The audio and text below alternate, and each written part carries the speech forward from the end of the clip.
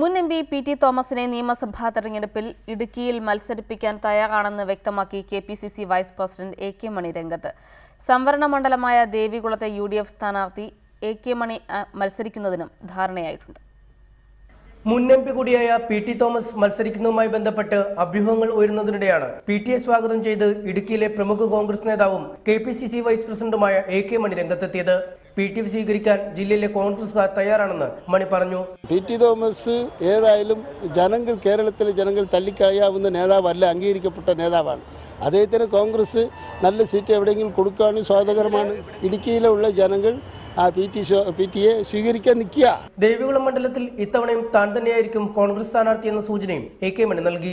VSന്റെ ചില നടപടികളാണ് കഴിഞ്ഞ തവണ മണ്ഡലത്തിൽ ഇടതുമുന്നണിക്ക് വിജയം നേടിക്കൊടുത്തത്. മൂന്നാറിലെ തോട്ടം തൊഴിലാളി സമരം തിരിച്ചടിയാവില്ലെന്നും മണി പറഞ്ഞു.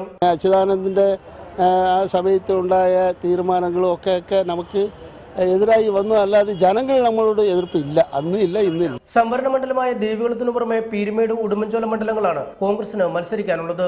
DCC president Roy K Paulose, youth Congress സംസ്ഥാന പ്രസിഡന്റ് ഡീൻ കുര്യാക്കോസ് എന്നിവർ മത്സരിക്കാൻ തയ്യാറെടുക്കുന്നതിനിടെയാണ് PT തോമസിനെ സ്വാഗതം ചെയ്ത് എ കെ മണി രംഗത്തെത്തിയിരിക്കുന്നത്. റിപ്പോർട്ടർ, കൊച്ചി.